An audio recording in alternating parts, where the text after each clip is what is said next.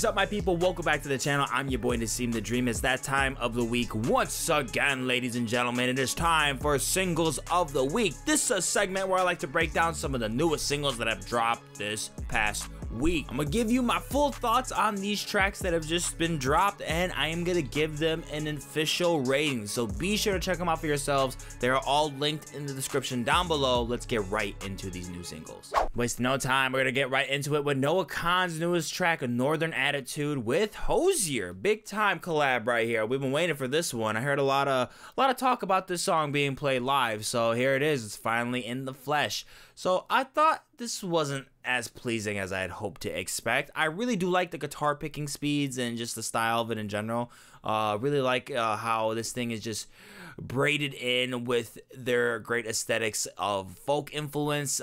Really just, you know, you just can't go wrong when it comes to just mixing these guys together because their chemistry is just absolutely fantastic, especially vocally. I mean, writing is just like, they're just becoming a powerhouse at this point. Just not fulfilling to me. Reaching the chorus just feels like it has that like really nice like snowy Colorado feel to it, which I want from this. I really do like that experience, but there's some special moments in here, especially with the guitar playing, that need to provoke more emotion, and I just feel like it didn't really get past that barrier for me and bringing out more passion inside me. I don't know, like, man, maybe invoke it with a little bit more blues music, a little more sorrow, just something a little bit more deeper into the folk music and sounds. The moments that just really hit deep in your feels, it just really didn't get that far for me, so I'm not that nuts for it, but it is nice on the ears, so you should definitely check it out. Then we're gonna move on with Aesop Rock and Billy Woods with the track Living Curfew. The new Aesop Rock record is out now. It's called Integrated Tech Solutions.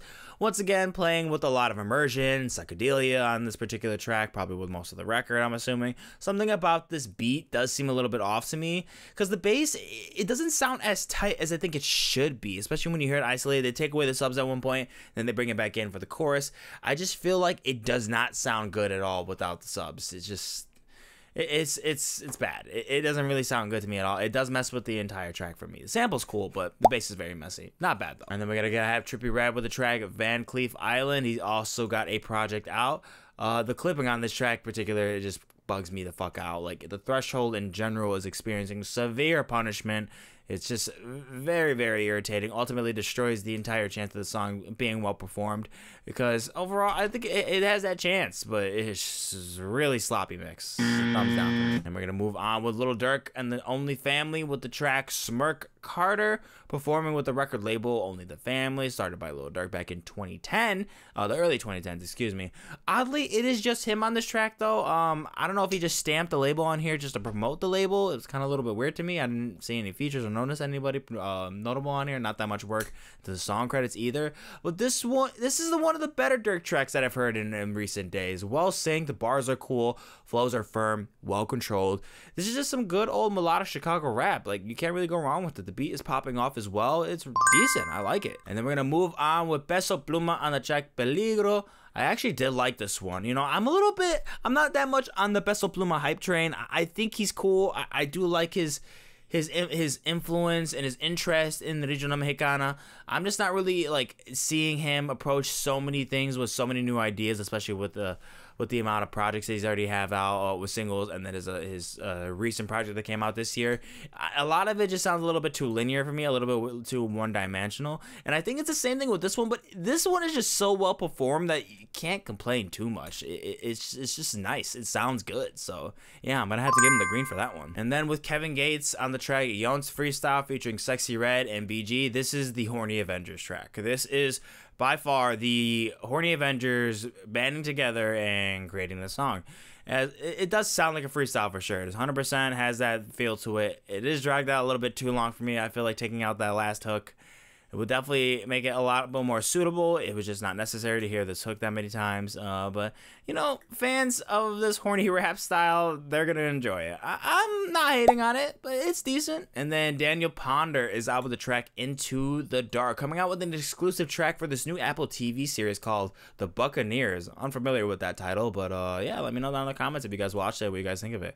But surely I am familiar with Danielle Ponder. What a beautiful ballad she is displaying right here. So happy to see see her gain more limelight. She is awesome. I loved hearing her story down in Lollapalooza when I seen her this year. She was so good, so amazing. One of my favorite acts of the year by far. And yeah, I'm just very happy with this. Such a raw talent presented on here. Wonderful R&B soul piece. You should definitely check her out if you haven't already. We're gonna move on with Petite Biscuit on the track You Don't Ignore Midnight. I really do miss the old Petite Biscuit, playing around with a lot of just like ambient electronic music, and now it's just kind of just some like generic pop inserts, and it's been coming back and back and back, and I'm just not really into it. This is got another one that adds to the collection. I don't care for the singing at all. It's not good, and the overall finish is just not fantasizing to me. It's kind of bad. It's trash. So sadly, a forgettable track that I do not like. All right, and then Arlo Parks is out with the track Jasmine. I like the subtleties that Arlo plays around with on the electronic spectrum. They are really, really delicate, really, really cool, really well finished and touched. Also really digging the basics on here. Honestly, those are very satisfying moment in the track. Really complements the smoothness of the entire thing. Everything just blends in nicely. Like, there's no complaints on this track either. Really satisfying to listen to, and Arlo just sounds amazing on here. It's gonna get the fire. Moving on with PinkPantheress on the track Nice to Meet You featuring Central C. PinkPantheress hardly ever disappoints. She's just on fire for me lately, and you know, I feel like she comes out with a great track on this one. I still do really like this one. I like that it's a lot more hip-hop integrated with the 808s and drums. That's what really makes it pop off. Both needs a prep up for Central C on the feature, which I'm not already that crazy for Central C, but I thought he did fine on here. It fit in nicely, I guess, with the aroma of the track and, you know, the essence that's really trying to put out there. So it's not out of place, and it works. I think this is a good track. It's green. Moving on with Glass Beach on the track Rare Animal. So as far as punk goes, especially for this band, I think it meets the quota, but the whole thing with the inside out progression, that it just didn't really run me the right way. I didn't feel like it was interesting enough for me to stay engaged. It could have been better, but it also could have been worse, I guess. So all right, then Tierra Wack is out with the track Chanel Pit. Tierra Wack, baby, back at it again with the ice cold hits. The drums, they are crispy on this. The crunch, they fill up so much space into this mix. Like, they do so well of like fine tuning everything and working the reverb and just like the simple things, and it just, you don't need that much on here because she really does know how to take the wheel and just go. Like, no bullshit. She just going in there, not a bunch of cluttered bull crap in the background, trying to make this thing very like oversaturated, very simple, and it's definitely hard hitting for me. Excellent hip hop. Cannot wait to see her come out with a full project soon. We are definitely due. This is a fire. And Wetha is out with the track Fear of Flying featuring Aminé and beabadobee. So this is a cool one that I really did enjoy. Kind of sort of Benny Blanco type of pop music. That's like the best thing I can really compare it to. Mac really does pull off a wonderful sounding track on here, and the chemistry between Aminé and beabadobee is just fantastic. It made you really feel bubbly and a little bit pretty on the inside, I'm not gonna lie. So yeah, this is good. I like it. All right, and then moving on with the new Jack Harlow single. It's called Lovin' On Me. Super corny, super cringe. I don't need to talk about it. This one sucks. All right, and then 070 Shake is out with the track Natural Habit featuring Carson. So why did this sound like some kind of background music playing when like someone's popping a pimple? Like, there's something wrong with me. I don't know why my mind went there, but I needed to put that out there.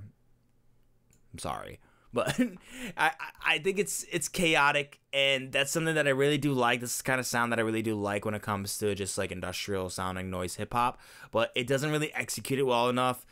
With the Carson kind of style, I think it's a little bit overplayed. Just really relies on that poor taste a little bit too much in my opinion. So no thank you. Then Alan Walker and Daya are with the track Heart Over Mind. Beginning sequence, but really does blossom over into the chorus, I will say. Daya sounds really wonderful on here.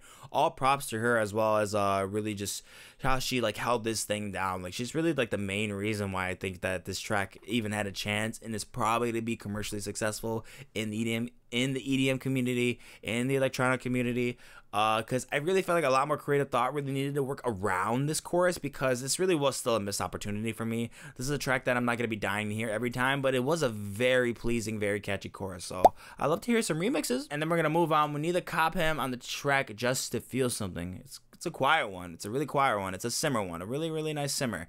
This one will just like settle you into that somber folk. With those listeners, I think you should check it out. You'll probably really dig this, which understandably so. I'm not exactly in sync with this, shockingly. This is definitely my style, but I don't know. There's something about it that just doesn't really make me feel it. It's just like, it's not really doing a bad job at something, but like I'm just not into it. It's like those are the ones where I wish I can give you more of a deeper reason on why I'm not enjoying it. Like I don't really think there's that much of a flaw in here. It's just not, it just didn't work with me. We're moving on with No Cure and Orthodox on the track Self-Preservation. This is filthy, merciless, demonizing deathcore. This was absolutely crazy. I could not get enough of this. The breakdowns are just so out of the blue and so potent. The screaming is in this aching sound of vengeance mixed with endless bloodshed. Is just beautiful. It's so good. I think it's fire. It's awesome. We are gonna move on with Rei and Ginger Root on the track Love Is Beautiful. Excellent instrumentation on here, which is no surprise with Ginger Root on here. He really does resonate a lot with what Ginger Root has achieved on his successful 2022 EP, Nisamono. Flawless victory in that front. Rei is someone that I'm not familiar with though, so this is definitely an interesting discovery for me. I would definitely like to see a lot more where Rei really goes into with her J-pop influences, just because, you know, with J-pop and K-pop and a lot of the other, you know, like Asian influence type of pop, it is a little bit repetitive. It's a little bit too safe. I like to hear a lot more artists like this that like play around with that genre, but you know, go a little bit more independent with it. And this is one of those artists that I feel like is really doing that well, and it's really, really cool to hear. I do think this mix is just awesome. So yeah, this is cool. I like this. And then we're gonna move on to the track that I chose to react to for this week's reaction video, and that goes to Miss Dua Lipa with the track Houdini. So be sure to go check out that video to get my full breakdown and thoughts on that track. You are not gonna want to miss it because I'm giving it the fire. Honestly, this track, I thought I was gonna name it my single of the week. It was so close. Like, it was really tough. This honestly, it's all damn near a tie, but I don't want to be annoying, so like, I'm gonna put it right here. And then we're gonna move on with the track that I'm gonna close out this week's singles of the week, and that is going to Jonah Yano's Concentrate. And it is such a brilliant piece of jazz music. It's so good. I love the way it switches up things to make it alternative. It's just like a wonderful array of jazz and indie music that are blended so well together with the color palettes that like switch in to color and to gray. It's just so, it's interesting. It's a lot to dissect, and the vocals are distinctive. It has cinematic sequences. The flute break and the dead split in the middle of the track is just mind-bogglingly blissful. It really just sailed all the way home to the very end of the track. I thought this track was awesome. I think it would be a crime if I didn't give it to the singles of the week, because it was just so good, so tasteful, so marvelous, and that is why I am naming Jonah Yano's Concentrate the single of the week. And that is it for this week's singles of the week, guys. Thank you so much for watching the video. If you enjoyed, go on to like, share, and comment down below of what you thought of these tracks. Do not forget to check them out for yourselves. They are all linked in the description down below. And I thank you guys so much for watching. I appreciate it. I'll catch you in the next one. Deuces.